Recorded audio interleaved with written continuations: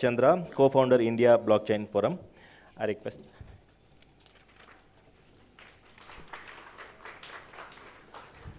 Presentation plugged in? Sure.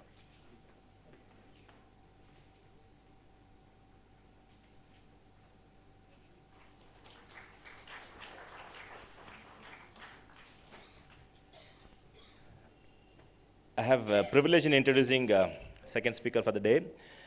Sharath is a blockchain and emerging tech evangelist, educator, and a startup enabler.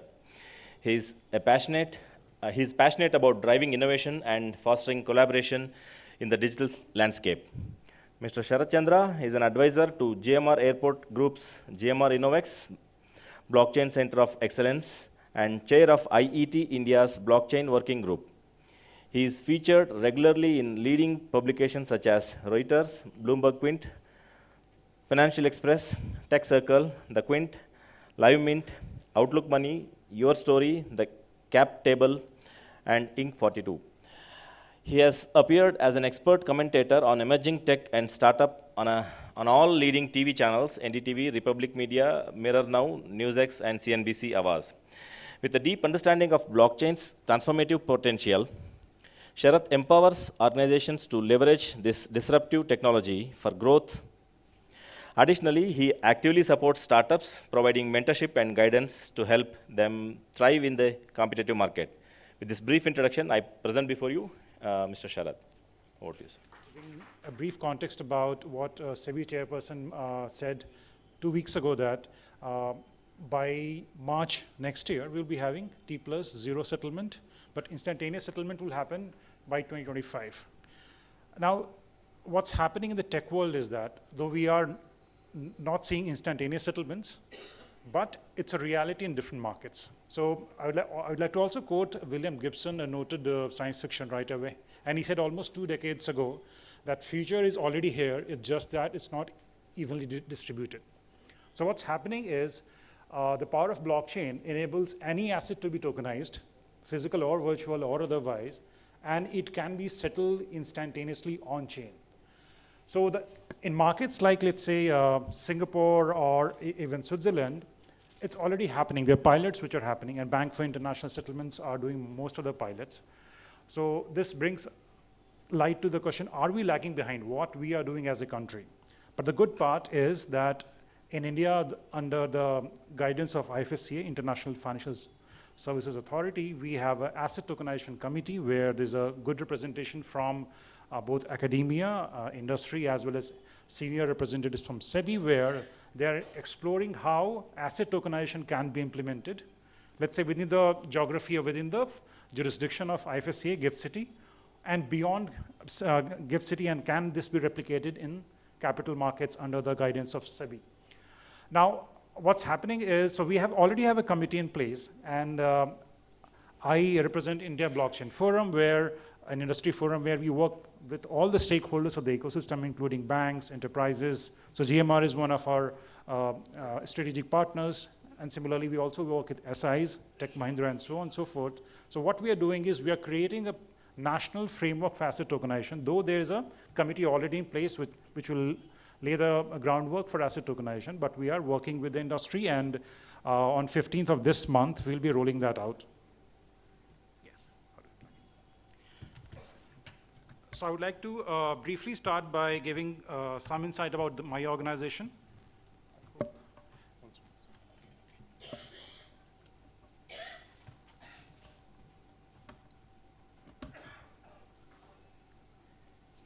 do you measure that?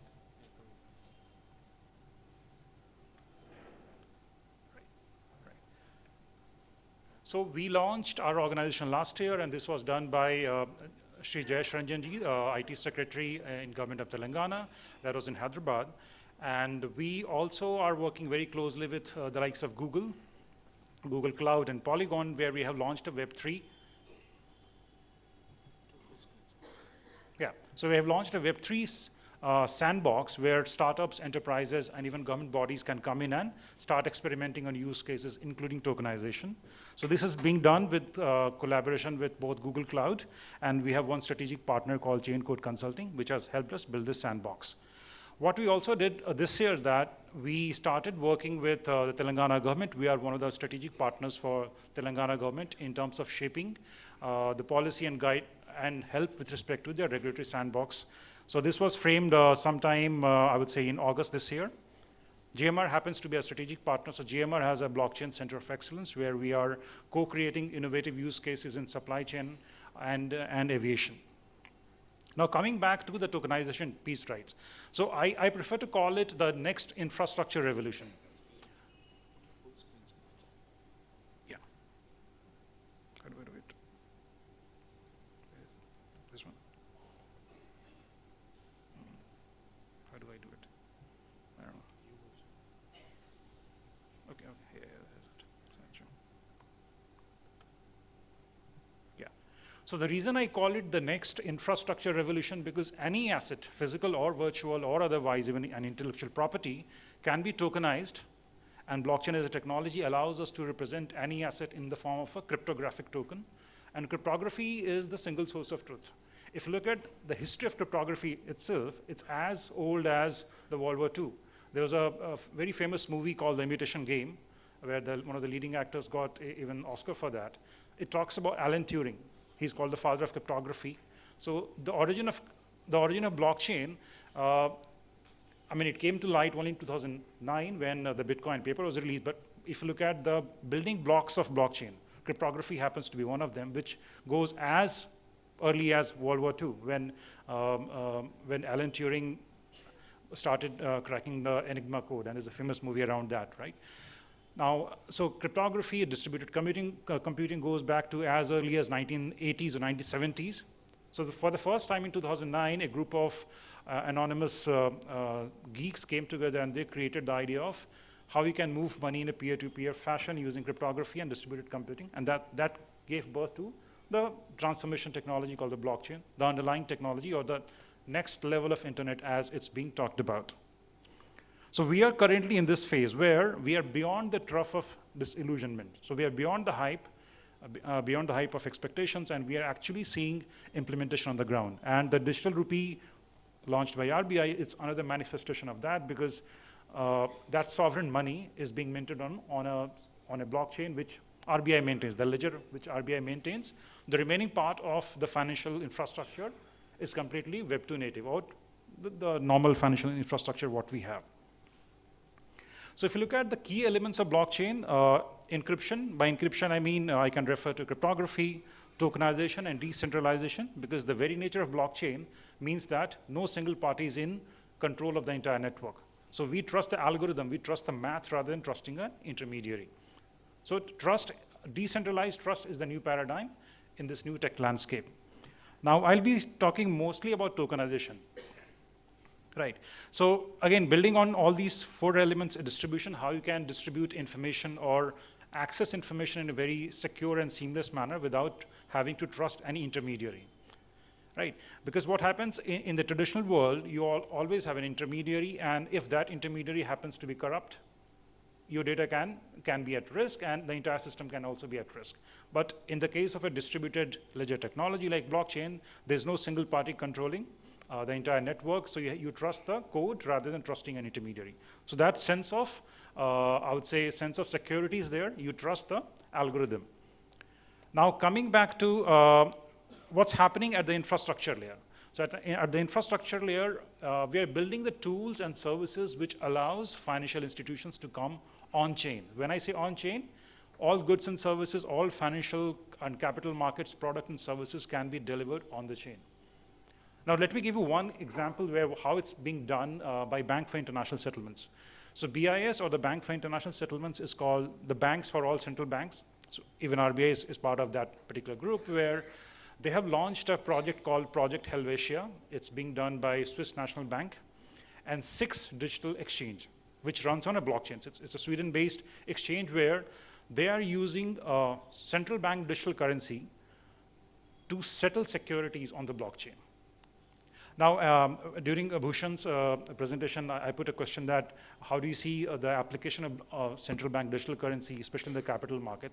What's happening is, especially in markets like Hong Kong, because Hong Kong Monetary Authority is already doing a pilot with Ripple, another blockchain company, where they're using the Hong Kong CBDC or the Hong Kong dollar to settle capital markets trade. What they're also doing is they're tokenizing bonds and then settling using Hong Kong dollar. So it eliminates two aspects. One is the current problem of T+0, because some markets are still struggling. We do have a vision of T+0 by March. But instantaneous, if I'm buying any stock and selling any stock, the money should be reflected in my account. It doesn't happen. As per SEBI, it will still take 2 more years, right, 2025. But do we have to wait to get there? I don't think so, right? Because now we have precedents in other markets, and I will also get there in quite some time, where Hong Kong is setting the ball rolling. In Singapore, the Monetary Authority of Singapore, what they have done recently is they have started a pilot called the Project Orchid, where they're working with JP Morgan Chase and DBS, and again using CBDC of Singapore, as in Singaporean dollar as CBDC, and settling those transactions. So in this particular case, JP Morgan is providing a blockchain-based infrastructure so that you can move assets on-chain and start settling them. Now, if you look at the evolution of finance, right, so we are currently in this stage, right? From paper-based to we have moved electronic, but we're still kind of plagued by the T+1 and T+2 syndrome, right? We need to move beyond that. And future is going to be tokenized. Every asset, as I keep on saying, every asset, be it virtual or otherwise, any asset which can represent value will be tokenized. It's being tokenized and it's being put on chain so that you can settle it instantaneously, unlock capital. So what tokenization does is, it first of all reduces intermediaries. It also unlocks capital because you're settling in near real time. It will take you just a couple of minutes, if not hours, right?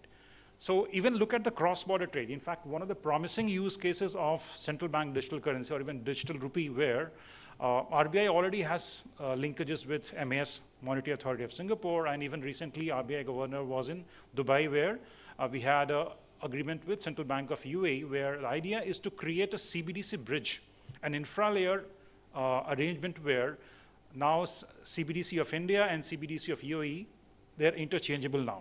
How about using CBDC for enabling B2B cross-border trade? Because what happens is, in the current landscape or in the current scenario, or as is case, we use SWIFT as a messaging system to settle transactions. Though SWIFT is also making its own effort to transition to a blockchain-based ecosystem. There are multiple pilots which SWIFT is doing with Accenture and R3 Corda, another blockchain company. But SWIFT is nothing but a messaging tool. We at RBI, we also have our own fast payment systems and messaging systems. So especially with the UAE bridge, which RBI is doing, and this is all in public domain, very much on RBI's website, what we are doing is we are trying to propagate our messaging system. So SWIFT is nothing but a messaging system, and unfortunately, in the last couple of years, the way geopolitics has shaped, it's had become another tool in one of the leading nations, right? So countries have started to realize that we can't be at the mercy of any particular, let's say, leading country or economy. We need to create our own infrastructure. So sovereign infrastructure is very much needed, right? So that's why there was a bigger push from RBI even for internationalization of rupee. So idea was to how do we create a digital rupee or Indian CBDC bridges with other countries where we have strategic interests. Dubai being, or UAE being a great example, Singapore being another great example, where there's a significant amount of Indian diaspora staying over there, and a significant amount of remittance comes into India. So India happens to be the I would say, #1 country in receiving inward remittances. And there's a cost to it. SWIFT charges a significant amount of transaction fee if you're remitting money from outside to your friends and family in India, or otherwise. There's a very common refrain in blockchain circles that if you want to send money to anyone, to let's say London for that matter, the fastest you can do is to fly down to London. Because it will take at least 2 days, 2 working days. Depends upon what time the transaction is initiated. It won't happen the same day. It won't happen the same business day, right? So there is already an efficiency. You are locking capital because you also need to set Nostro and Vostro accounts. That's another challenge. But imagine hypothetically a case where there are already bridges, and it's already happening as we speak with UAE and Singapore, where digital rupee will start running on these rails. Now, if I can take this example further, where UPI is already going global, right? How about digital rupee running on UPI rails? So UPI is in France, UPI is in London, UPI is in Singapore. Bhutan, Dubai, right? And we have significant trade with these countries. Significant part of Indian population is there. So be it remittances, be it gifts, or even otherwise, there's different businesses who are set up overseas. So Indian entities can start paying wages, salaries, even in the sovereign currency. So what it does, it takes the settlement risk out of the picture, right? Because you start settling assets on the chain. You don't need a counterparty to back that particular claim, right? Because it's sovereign money, central bank issued money.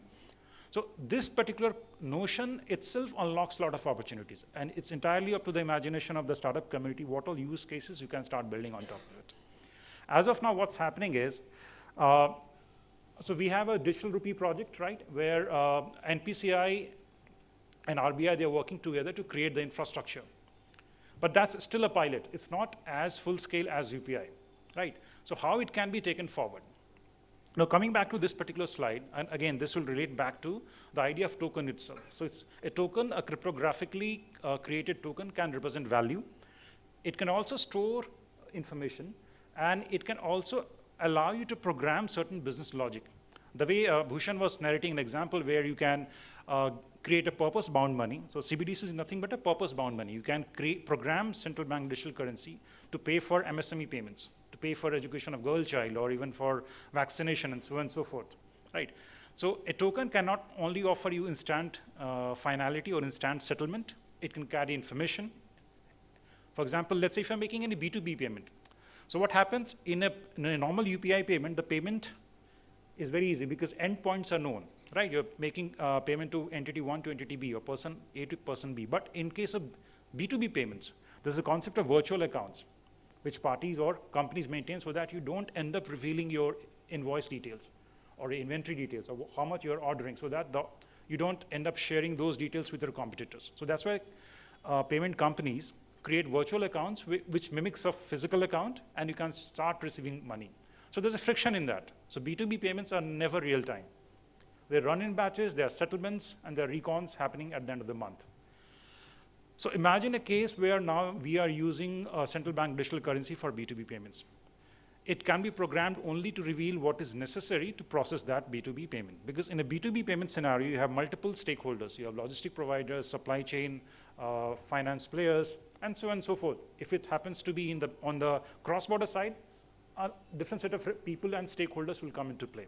So that's where there's a lot of potential of a tokenized form of money. So I would like to call CBDC nothing but a tokenized representation of sovereign money. Right.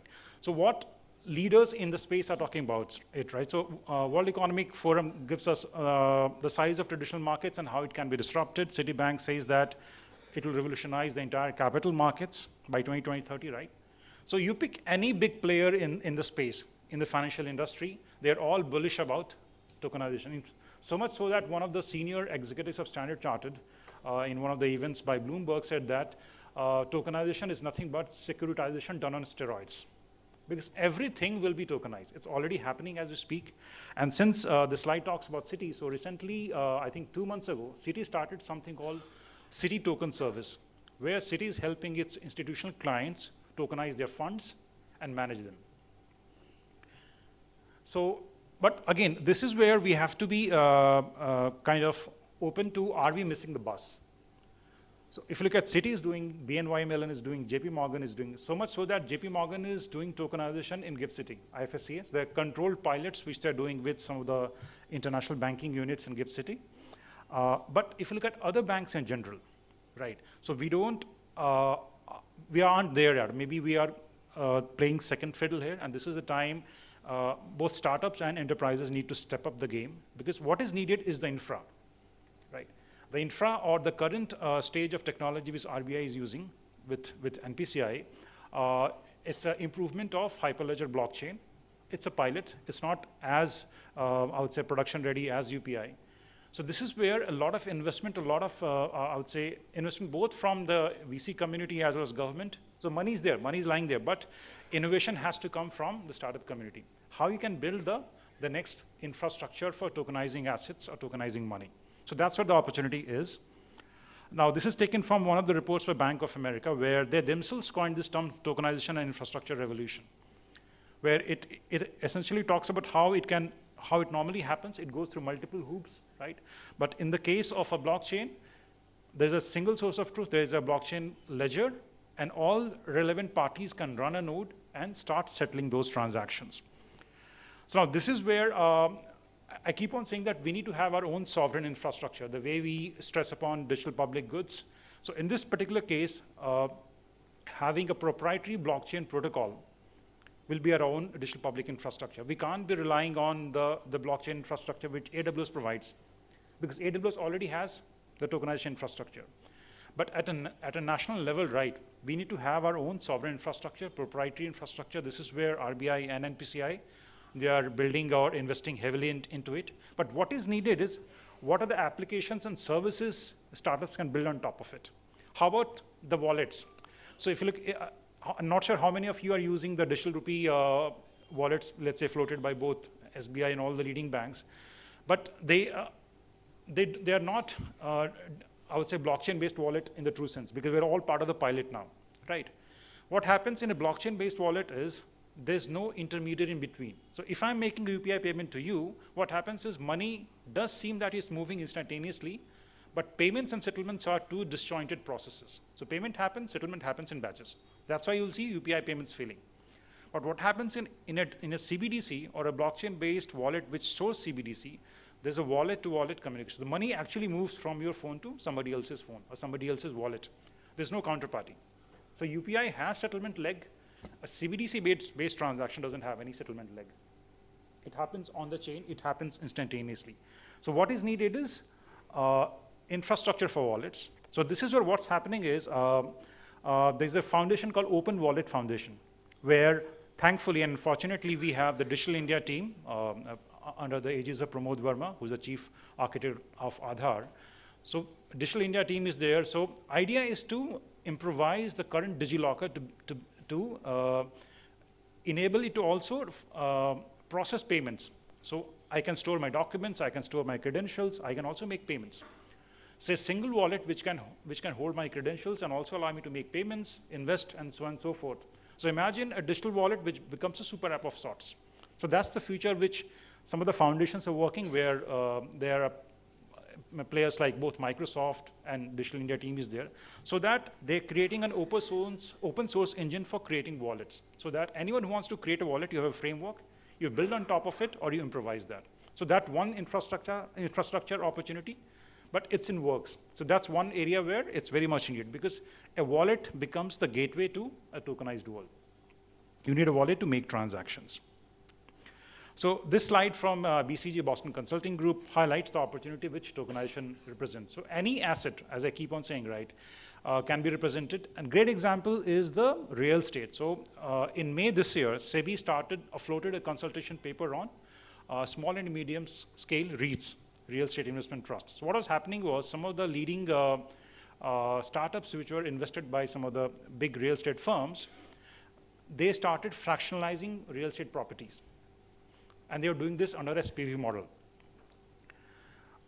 And it also was creating some amount of systemic risk. It was complete Wild West. There was no investor protection, no guidelines. So in May this year, SEBI floated a consultation paper saying that if you are doing fractional ownership of properties, then these are the things you need to do. For example, there's a limit to, the minimum limit of asset under management is 50 crores now.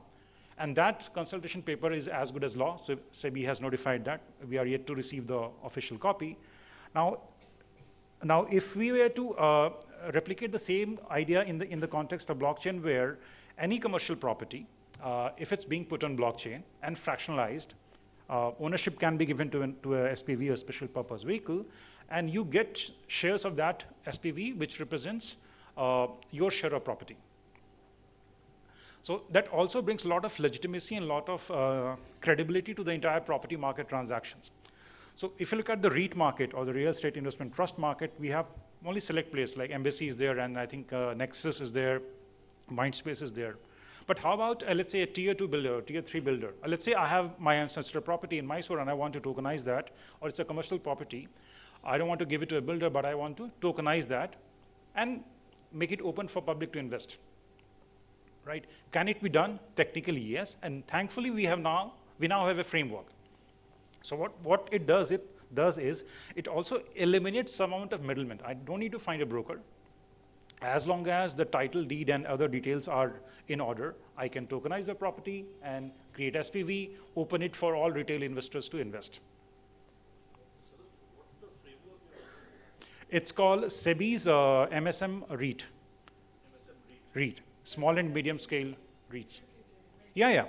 So in May they started the consultation paper, and we as a forum, as India Blockchain Forum, we also gave a proper response how this can be a great opportunity for tokenization. And I think 2 weeks ago, in one of the meetings, SEBI chairperson kind of approved that, and we're just waiting for that to come out.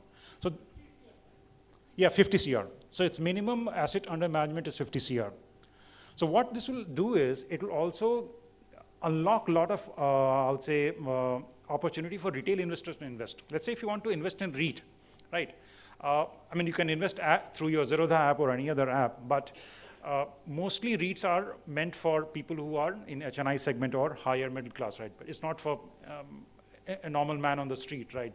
But if I'm able to bring that size down via token, right? And this applies mostly to commercial properties, where if I were to hold some property in Brigade Raid, a commercial property, I don't have the financial might to do it. But if that can be tokenized, I might as well do it. Now, linking this to a CBDC, what's happening? Again, I'll go back to the recent experiment in Hong Kong, where they are using Hong Kong dollar, the CBDC dollar, to allow people to buy tokenized real estate. Similarly, it's happening in Georgia. So wherever there's a lot of, I would say, legitimacy, a lot of transparency in land records, and thankfully we have one of the projects which Karnataka government is doing, is about putting land records on blockchain, so that whatever khata transfer, whatever you do, it gets recorded as single source of truth. And let's say, imagine a case of a property, commercial property, where all the records are on blockchain, because already Center for Smart Governance, Karnataka is doing it. It becomes very easy for any entity to trust that information, tokenize that, and then start opening it for investment. Right, so there's a lot of land mass lying out there. Not many people are willing to invest or able to invest because it's very difficult to invest, right? And the ticket size is higher. So that's where the potential of real estate tokenization is there. And, but thankfully, SEBI has stepped in, and we will see more action happening in this space. I mean, I can anticipate real estate or prop tech startups coming to this space and how they can enable more retail participation, as good as buying a maybe a Reliance stock or a Maruti stock. How I can buy a real estate tokenization stock.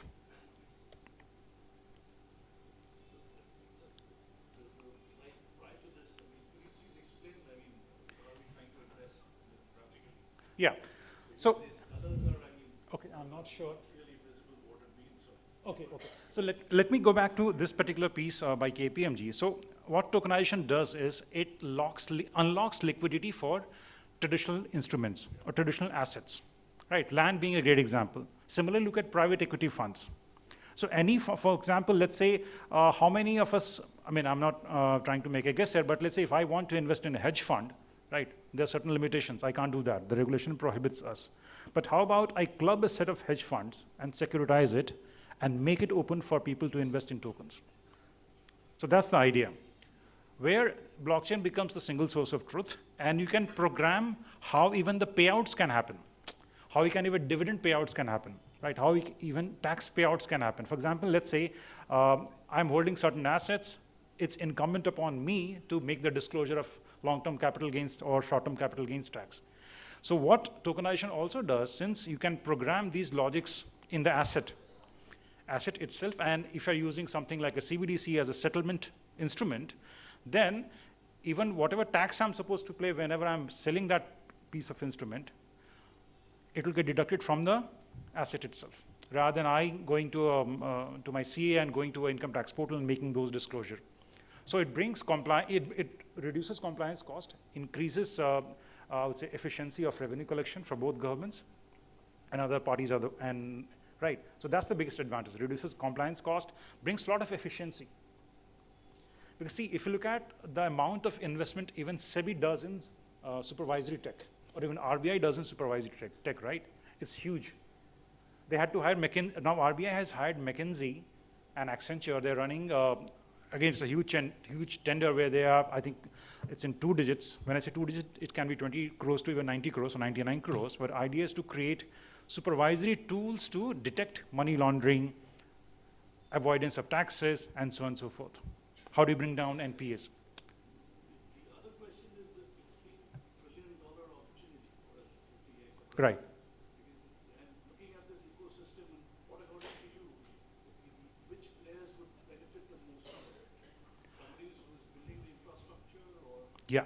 So infrastructure is very important. That's why you will see many banks are coming in. So Citi has already started its token service. JP Morgan has something called Onyx as a blockchain platform, which allows its clients to tokenize their set of institutional holdings. But again, at a retail level or maybe a medium-sized business level, there's a lot of opportunity, right? And we as a nation, I think we are maybe a bit slow in catching up to that journey because we are allowing other banks to do it, but our banks, we are not. I mean, I'm not sure what's holding us back. Infra is definitely holding us back. And that's where a lot of investment is needed. That's why when Bhushan was talking about, so recently there's a company called MTech where Matrix, one of the leading VC firms in India, they invested a huge amount of money. So I think that company raised close to $10 million. They're already working with some of the banks. So where the infra play is, so this is where startups need to tie up with their SIs, let's say Oracle or Infosys or TCS. So the likes of TCS and Infosys, they already have the infrastructure, but they're catering to the US counterparts.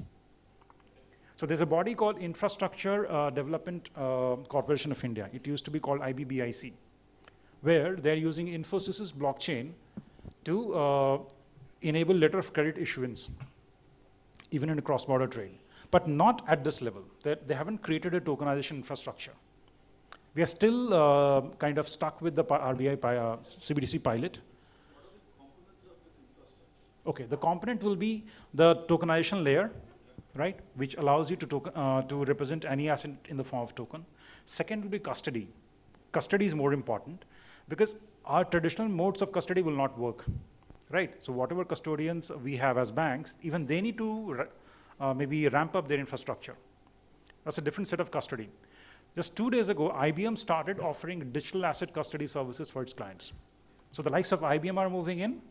TCS does offer some services through its TCS banks, the BA and CS offering which they have, but again, we don't have a full-fledged core banking solution offering for digital asset custody.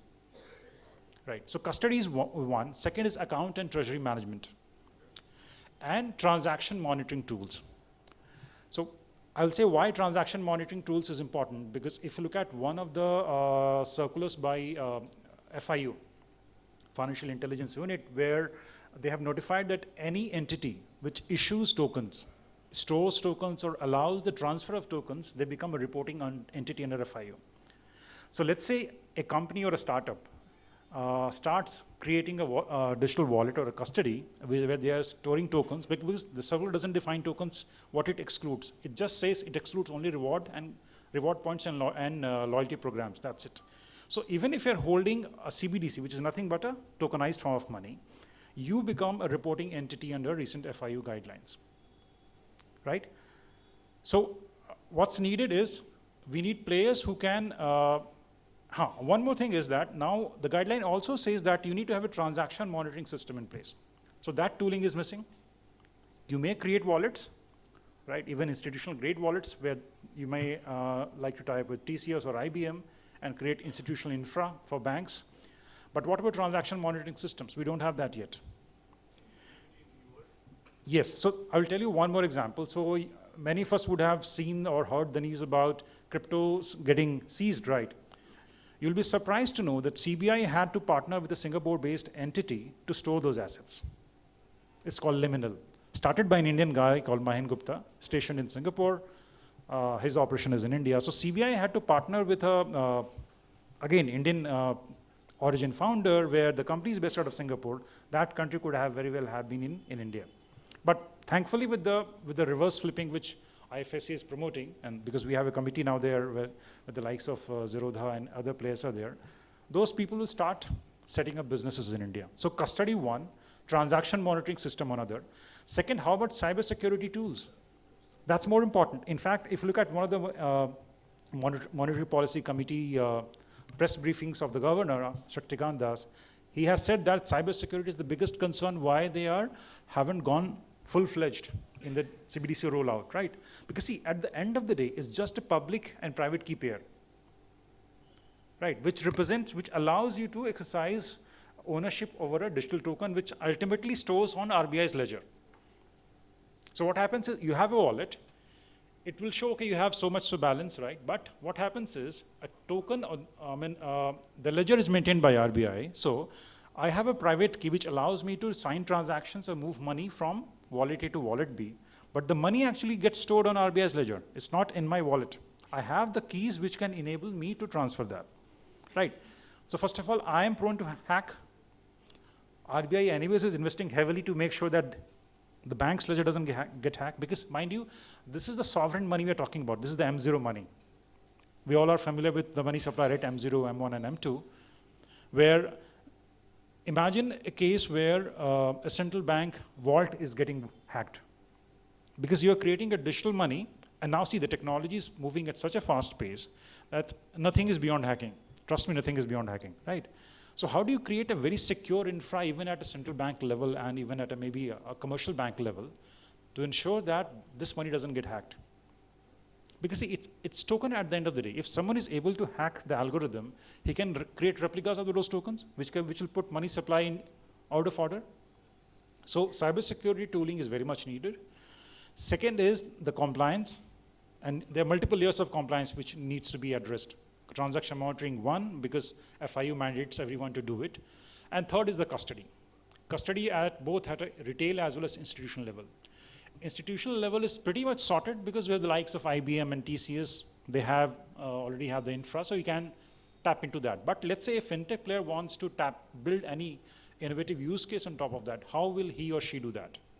Right, there has to be a retail level of wallet and enabling custody efficiency over there, right? Yeah. So this is again taken from the Boston Consulting Group slide, where it broadly talks about why tokenization, why not, right? So the idea is simple. You tokenize it, you put it on chain, you bring efficiency, you unlock capital. You also enable transparency so that you actually know where the money is going and who actually is the custodian of my assets. So if you look at the infamous Carvey scam, right, where the custodian itself has gone rogue, right? Carvey, as one of the custodians, they pledged the shares of the customers, and when the DHFL crisis broke, everyone came to know. But in this particular case, you'll have a complete visibility, as long as you have access to the wallet, right? So even those kind of scams can be rooted out, even in the capital markets, where we allow certain institutions to hold custody, and you can actually eliminate a lot of redundancy in the process. So the way we have depositories and custodians in the traditional markets, we also need similar players in a tokenized world. So that's another opportunity. Who will be the depository? Who will be the custodian? In fact, one of the, I would say, mandates of Asset Tokenization Committee at GIFT City is that what will be the role of a digital asset custodian?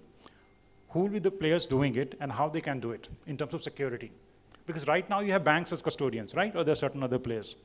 But in this space, first of all, banks don't have the infra ready yet. Can you trust a third party? For example, there are mature players in the US, right? But can you trust a foreign player to hold custody of assets of your Indian citizens? That too in the capital markets. Yeah, but the point is they don't have a digital wallet custody ability as of now, right? So this also talks about, a brief overview of how even investors are looking at tokenization, right? So broadly, and this is a pretty old infograph, but again, this tells even investors globally are very much bullish about it. You pick any big VC fund, starting from A16Z to any even Bloom for that matter. So Bloom, couple of months ago, they floated a report called the Future of Money, where they have listed out the kind of use cases which can be enabled by a central bank digital currency. Capital markets being one, because a significant amount of effort is being put by RBI on the cross-border side, right?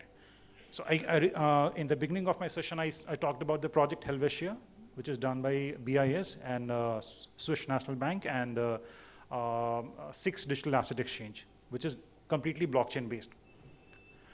So they are using Sweden's central bank digital currency to settle assets. So if we are, imagine a case where using central bank digital currency rupee to buy and sell stocks, right? We actually don't need infrastructure for T+0 settlement, right? The same infrastructure has to be, I would say, amplified, a made production scale for capital markets. But I would say the primary question would be who would be the regulator, right?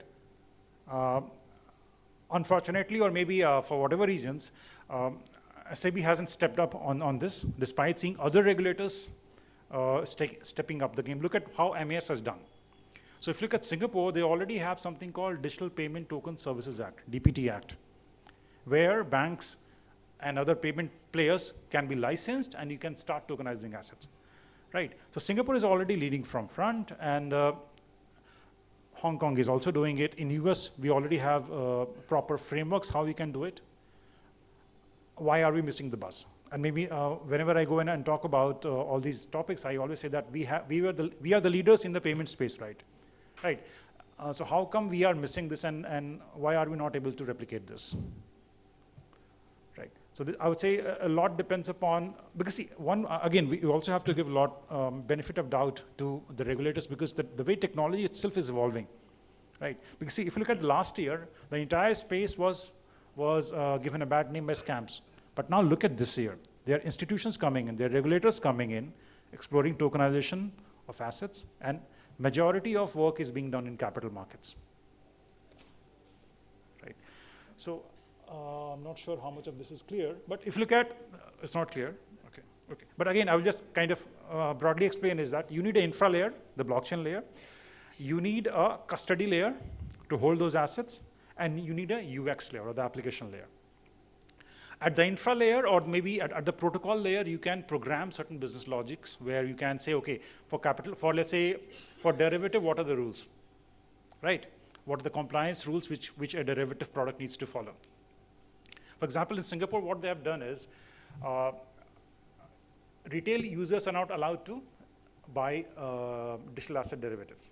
But if you go to Europe, where Fidelity has a proper digital assets team, where you as a retail user can also deal in digital asset derivatives. So a CBDC can be programmed in such a way that you can't buy, even if you try to, you can't circumvent and buy a derivative product. So that's one. So that, since the market itself hasn't matured, retail users can be spared from incurring losses. So that's one idea. So programmability becomes key. And this is where a lot of investment, a lot of innovation or improvisation is needed from programmers on what kind of programmability use case can you think of in the case of capital markets. Right. Is this visible to all? Okay. So this just talks about what is the current state of regulation with respect to other geographies. So recently, 2 weeks ago, Hong Kong, they already have asset tokenization framework laid out. What they have essentially done is, they are saying that the moment you tokenize any asset, it essentially becomes a security, right? So, to the best of my understanding, though I'm not a legal expert, mostly security laws will apply. Good part is most of our security laws are a replica, or they represent the US securities laws, and they also have good amount of overlap with the Singapore law. Same rule even Singapore follows. So tokenization laws are very much in sync with the securities laws, right? So that's the current state. Now what has happened in the Indian context, we have an asset tokenization committee where we have some senior leaders from SEBI. So this is the committee. I'm not sure if the names are visible. So we have Sharath Sharma from iSpirit, the product nation, who was behind the entire UPI stack. Then we have a senior director from SEBI, then one VC firm, one law firm, and then last we have Sandeep Shukla, who's also part of the National Blockchain Project. Right, so there's already a committee in place, and one of the key mandates of this committee is to create a risk management framework for digital tokens, because that's the holy grail, or maybe that's the main point, where you're creating tokens, but how about somebody steals that, right? So risk management tools, frameworks are also great opportunity. Now what we as India Blockchain Forum have done is we have tied up with, again, a legal firm which deals in crypto and blockchain, And we are rolling out a asset tokenization framework on December 15th at FinTech Festival India, where DBS is one of the anchor partners there. So that report will be made available to all. And we have tried to address some of the legal challenges, and I'm pretty sure the Asset Tokenization Committee is well qualified to do it. But the only thing is we can't wait for a committee to come out and give the report. We as industry need to step up the game and move forward, right? And anyways, I mean, we'll be more than happy to include suggestions from industry and even the committee, whatever they come up with. So this is pretty much the journey of asset tokenization in 2023. So all the big names in the financial world, they're there. Starting from Goldman Sachs to Citi to MAS, Monetary Authority of Singapore, multiple pilots are happening globally. And this was one of the reasons even our regulators were kind of forced to wake up and create a committee, because initially the response was very much dismissive. There's a lot of debate around the binary debate around the usefulness of tokenization or tokens in general. And especially in Singapore, where there are multiple pilots happening, especially on the case of asset tokenization and on sustainability piece as well. So the way we have asset tokenization committee, we have something called a committee on voluntary carbon markets. So what's happening in Australia is that there's a pilot where MasterCard is involved and ANZ Bank is involved, where they're using central bank digital currency money to buy and sell carbon credits, right? I just put this example of digital rupee so that people can relate to it, though I have talked much about this in the earlier part of my session, where essence is we use central bank digital currency and use this as a settlement currency or settlement token for all the use cases. And since there's a bigger thrust on sustainability and net zero emissions, where COP28 is happening in Dubai, and India being one of the major players of the Solar Alliance as well, how about using central bank digital rupee for buying and selling of carbon credits? So now, I think 2 or 3 months ago, there was a notification by the government where the Ministry of Power will be the regulator for. That is for compliance market. The other one, Huh. climate change is for voluntary market. Okay, yeah. And there's already a committee on sustainable finance at GIFT City. But my moot point is, rather than inventing for use cases, there's already a global mandate. We have to work towards it. Why not use central bank digital currency for buying and selling of credits, right? Australia is already doing it. So the Reserve Bank of Australia did a pilot with ANZ Bank.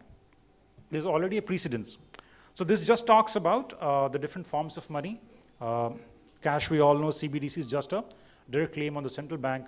The money what we have in our bank accounts, not direct liability of the central bank, right? So they're pretty much self-explanatory. What JP Morgan is also doing is, there's a concept of deposit tokens, where you are converting commercial bank money in tokens and then using that for payments. So a central bank digital currency is a direct liability of the central bank, but the money we have in our bank accounts, that can also be tokenized, and that can be used, especially in the context of B2B payments, where merchants can use that for making payments without or keeping minimum collateral, because you are actually taking care of the counterparty risk.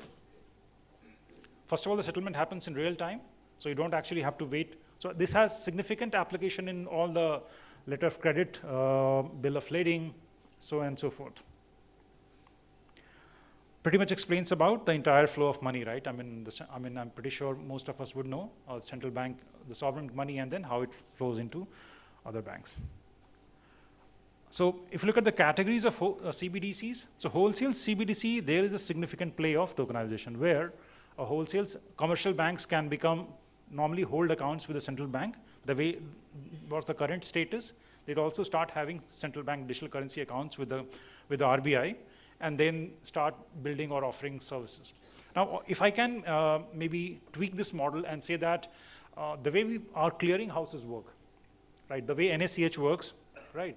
So there's a lot of stress on NSCH. There was a recent example where one of the, I think Tamil Nadu Mercantile Bank, accidentally they transferred 9,000 crores or 900 crores to some driver's account. There was a big news that, right? The reason was there was a bug in NPCI's batch processing file, right? So what happened was, essentially it takes 14-digit account numbers. So some numbers are missing, so automatically it converted into 9 and it went to somebody else's account. And it took the bank a couple of days to retrieve the money back. but the CEO had to resign. Now, envision or imagine a case where these commercial banks are already holding CBDC accounts with the RBI. You are actually making, I'm not saying we are actually making the NACH system redundant, but we are kind of taking some pressure off that ecosystem. Because see, the moment we still haven't reached the full digitization stage for payments, right? There's a significant amount of population which is not making digital payments. And government says that we have a target of 1 billion digital payments per day.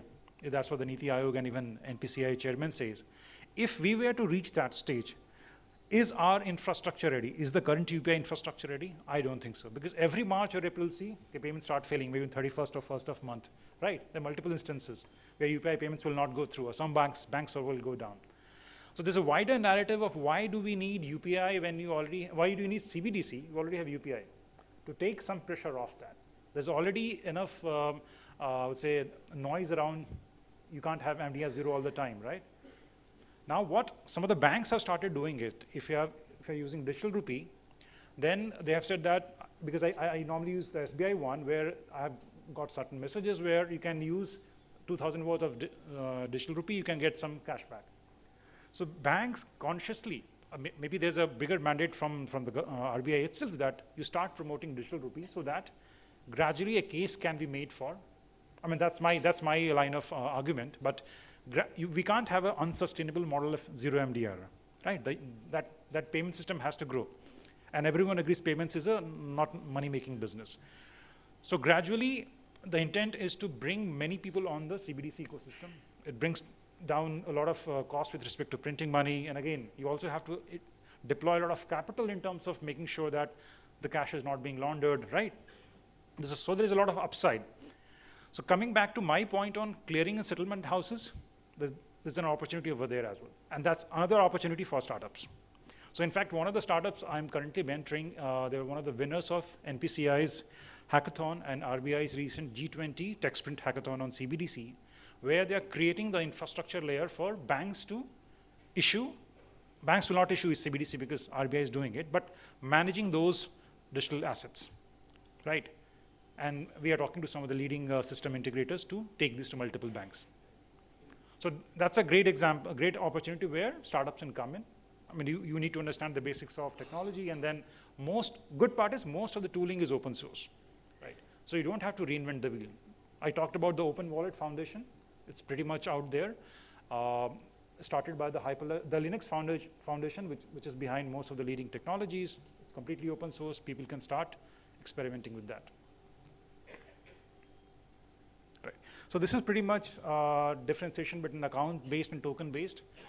So what happens in account-based? Mostly this will apply to commercial banks like the SBI and ICICI of the world, where they will have hold account with the RBI. But people like, for retail CBDC, if I'm holding a digital rupee, it's completely token-based. I don't have an account with the RBI, right?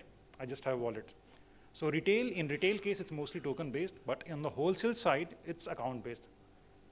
The way retail direct functions of the RBI, right? Where I as a user can hold account with the RBI and deal in government securities. Same concept, but in this case, only banks are allowed to hold accounts. Individuals like us, we can only have a token-based system.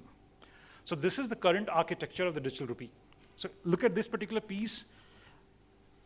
The ones which are highlighted in color are based on blockchain. Rest all are based on traditional technologies. So token management, core ledger maintenance, and node management. That's blockchain-based. Rest all is non-DLT based.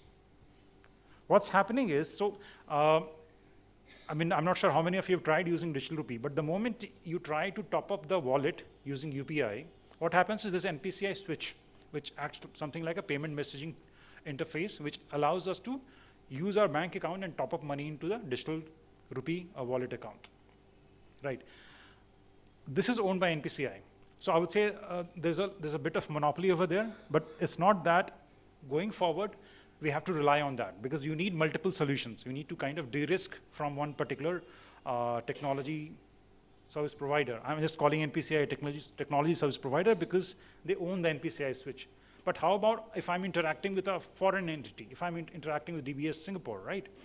And imagine a case where NPCI itself is flooded with digital payments and digital rupee payments. We need we need a backup, right? We need a more sustainable solution, a framework which can be as efficient as NPCI switch, right? So coming back to the basics of the CBDC or the token issuance. So token management is what RBI maintains in Ledger. It's primarily on Hyperledger blockchain, where they mint or they issue digital rupee. They maintain how much has been issued to which commercial bank, and in turn they can keep on track because it's digital money, right? So it's very easy to track. And they also run the nodes. So all the nodes are within RBI. They're not outside, because we can't have the risk of that, because every country is figuring it out. In terms of if anyone attacks that node, then the monetary system will be out of order, right? So no central bank would be ready for that. So this is pretty much the architecture of the digital rupee pilot. Now this has to be expanded in the context of tokenized money. How we can, so what is the infrastructure which is needed? I would say on the wallet side. Wallet, transaction management, API integration, token management. Even on the retail side, we need players over there, right? This piece is owned by RBI, but banks, they are missing this piece. The wallet management, user management, this particular piece banks are missing. And they are very eager and hungry to tie up with startups.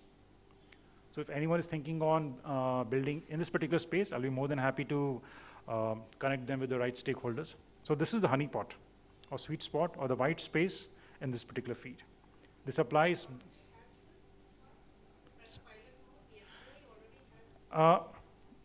Yeah, but again, these are not production. I wouldn't call them as production ready as what we have UPI, right? What I'm saying is this is the opportunity. So whatever, if any of us, you are using digital rupee app, so they're primarily, I wouldn't call them blockchain based in the true sense. They're using some sense, so blockchain as a technology had different components, right? So for example, if you're creating a cryptographic token, you're using blockchain in some sense. But is the entire stack on blockchain? No. Only the parts represented here are on blockchain.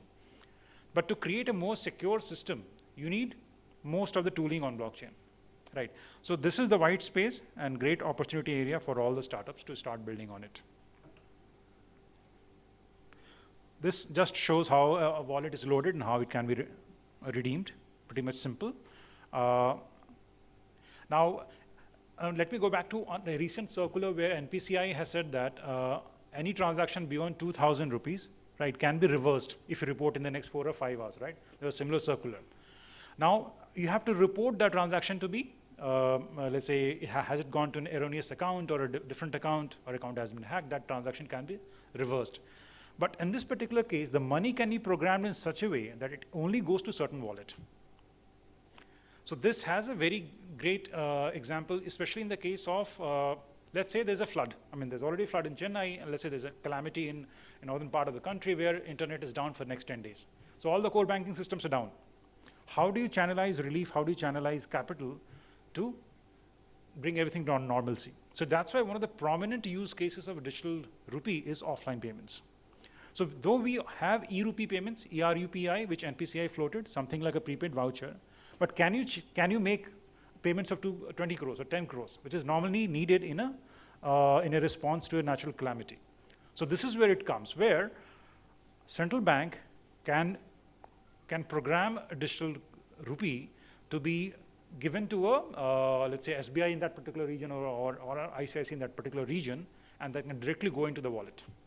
Simple token transfer, right? That is one. Settlement can happen, or the reconciliation may happen once the connectivity is up. You can also have a vault where all these are already stored for you. You don't need a core banking system to interact with. I'm just giving you, I'm just thinking out loud. There are multiple examples where it can be used.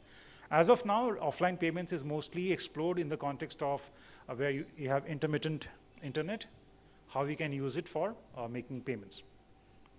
Right. This talks about how the normally fund transfer works, pretty much simple. I would say self-explanatory. This is the kind of the structure which normally central banks adopt when it comes to issuing money. So there are primarily two structures. If there's a wholesale CBDC, ideally it's one structure where the central bank is there, it gives us commercial bank. But when a retail participation is needed, we have a two-tier structure where RBI gives money to SBI, and I, as an account holder of SBI, get access to digital rupee. So that's the pretty much the two-tier structure. Now, this is where I'm not sure how much of this is visible, but this is again where a lot of opportunity when it comes to payment service providers. So the existing phone pay and Paytm wallets will not work for a digital rupee, right? You need a digital, a blockchain-based wallet to hold central bank digital currency. Good part is, since the likes of PhonePe and Razorpay already have the distribution built, and most of the technology is open source, we already have the distribution built, right? We can just allow them, depends upon the wisdom of RBI or the banking regulator, how they want to expedite that. The moment, the way they get PPI licenses, right, prepaid instrument licenses, similar licensing framework can be thought of, and these players can be tapped into it. Now, if I were to expand on this and get to ONDC, because what's happening at ONDC is, there's already a couple of pilots going on where blockchain is being used for creating scores for sellers on the platform, right? So that you can channelize credit. And since ONDC is moving from open commerce to open finance, where we have mutual funds, insurance, and everything coming on top of it, it also has a bigger role to play, right? So even for sellers on the platform, the money can be programmed in such a way that you target, let's say, MSMEs of certain particular region, right? You want to promote handicrafts, handloom, you give them purpose-bound money for that. So possibilities are immense, right? Now, this also talks, so this slide has a couple of, I would say, good points with respect to opportunities, right? So we also would need a digital ID, a blockchain-based digital identity. Your current Aadhaar model will not work because a blockchain doesn't recognize Aadhaar. You need to have a complete representation in a cryptographic form of ID. So blockchain-based ID experiments are already happening in different countries, Thailand, Singapore for that matter, because the moment you put your ID on chain, when I say on chain, on the ledger, you don't need to re-KYC again and again. Now, let's say if some player, let's say Tata Neo, I'm giving Tata Neo's example because they're already on ONDC now, and they're also into insurance, if they want to create a bite-sized insurance product or a sachet-based insurance product for 1 day or 1 or 2 days, the cost of KYC itself will defeat the unit economics, right? But if I'm getting the KYC of user done once, a complete KYC, the way the KYC what is needed for opening a bank account, and store that metadata on a blockchain-based ledger, I just need to make an API call. That's it, right? So 2 things are needed. The infrastructure and technology is least of the problems here, at least from the ID standpoint I'm saying. Cybersecurity, yeah, we do have a problem. So most of the tooling is open source. A lot of enabling regulation is needed. What is holding us back is we already have an Aadhaar model. We need to integrate blockchain into that. Whatever KYC information using Aadhaar is there, put that in blockchain, and whosoever is participating on ONDC, they can start using that repository. The way RBI had CKYC, right? But CKYC didn't take off because no one is trusting CKYC data, not even RBI. There was one case where one of the NBFCs was fined because they accessed CKYC data and they're not meeting the full KYC compliance, right? So, but the moment you put data on chain or on the ledger, you have to be carefree in terms of data sanity, right? Before that, you have to build in checks and balances to make sure that you're putting the right data on chain. But the moment it's on the chain, you can also supervise and see if at all there's a tampering. Technologically, there cannot be any tampering because the moment it's put on chain, it's difficult to tamper that. So multiple use cases on the KYC piece itself. Look at some of the recent fines which RBI has imposed on banks or NBFCs, most on KYC. So our current traditional forms of KYCs are failing us, right? So another opportunity here, and again, payment and account management and so on and so forth. Right. So we can think about or think out loud about all these aspects. Cross-border remittances, I did talk about, right?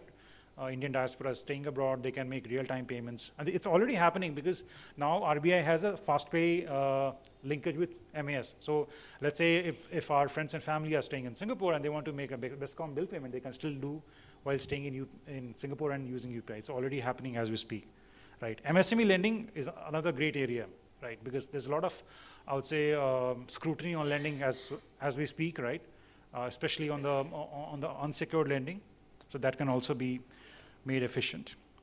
So this was recently came out in the news where RBI has put pressure on all the banks to start So there's a target of 1 million CBDC transactions per month by end of December. And we are almost like towards, we're getting into the second week of December, right? And banks have reached only 2 or 3% of that. So against a target of 1 million, banks are achieving 10 to 15,000, right?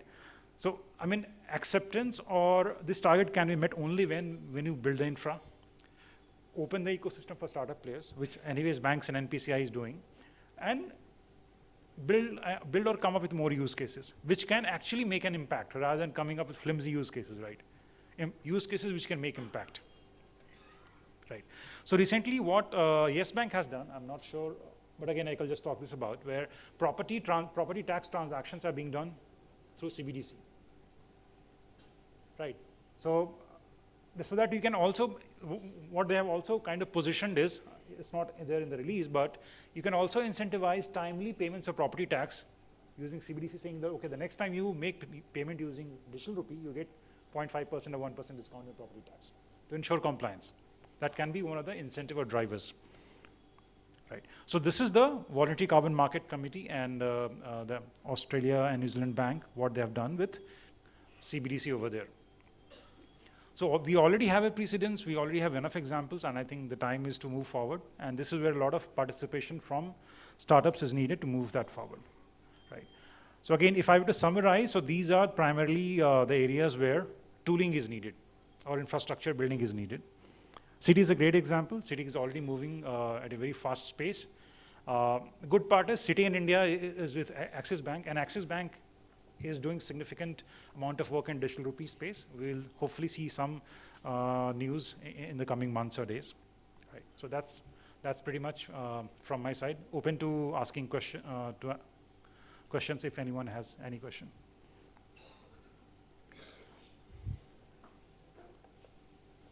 Yeah, please.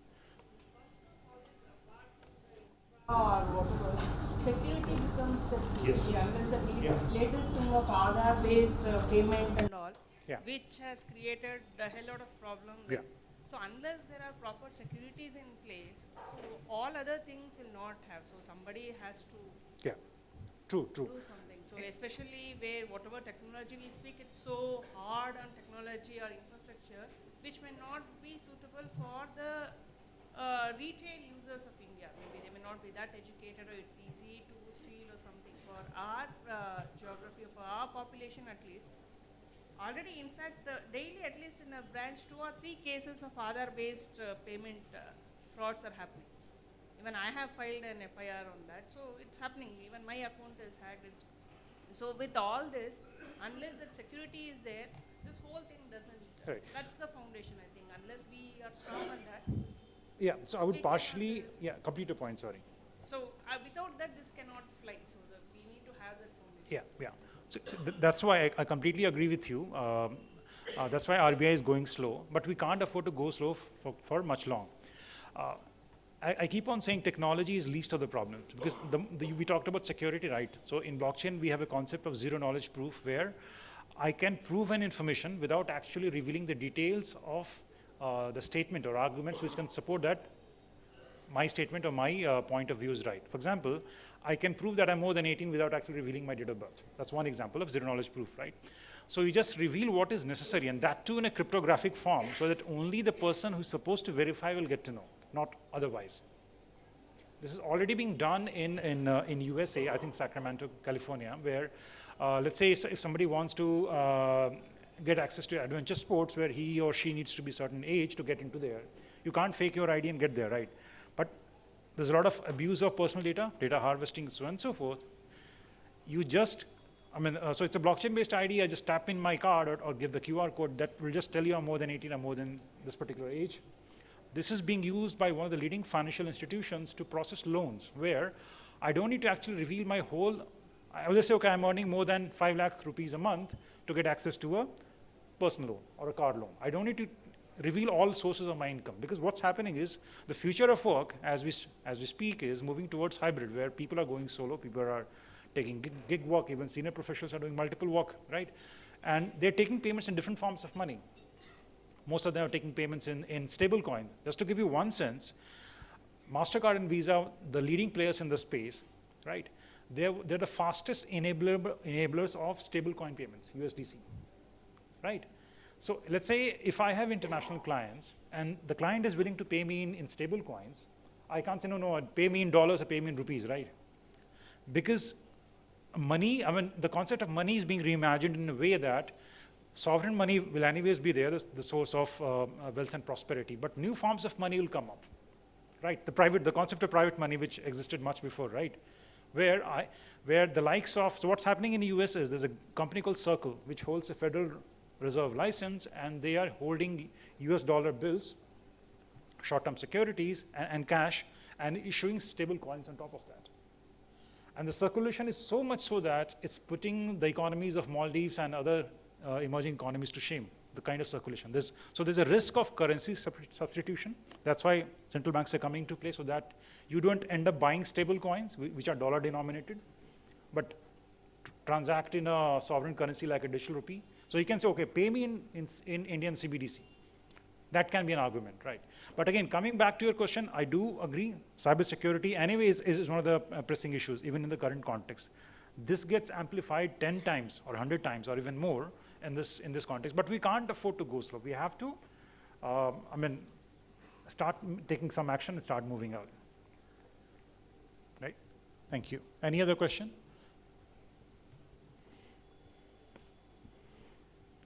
How do you think that awareness of CBDC is spread among the public? Otherwise, the transactions will not go to the targeted 1 million by RBI. Right. Do you think that the awareness is there in the public? No. See, this is where a lot of education needs to happen.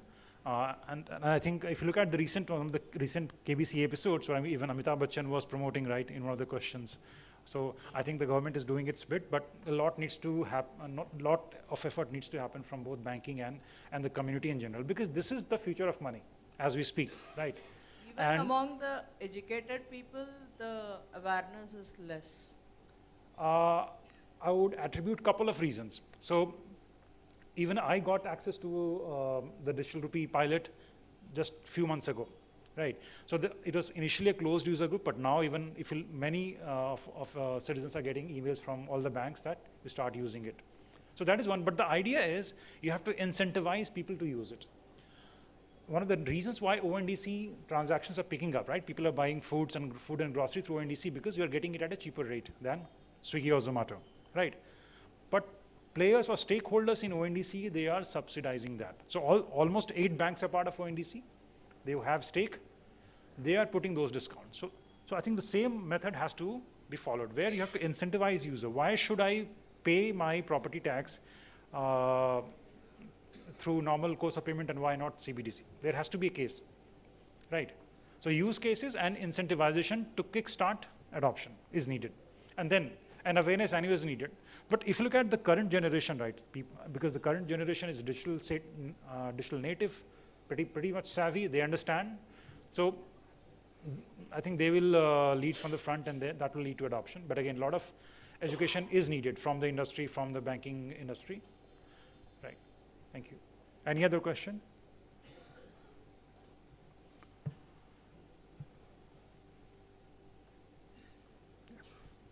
Yeah, thank you.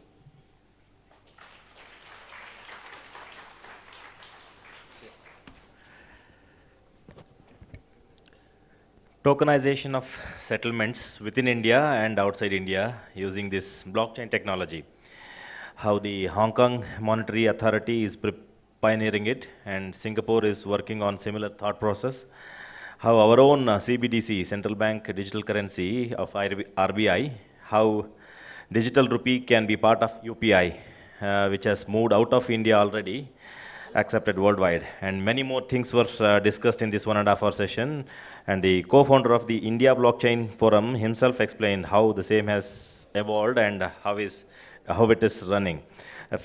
A big round of applause for that wonderful session by Sharath sir.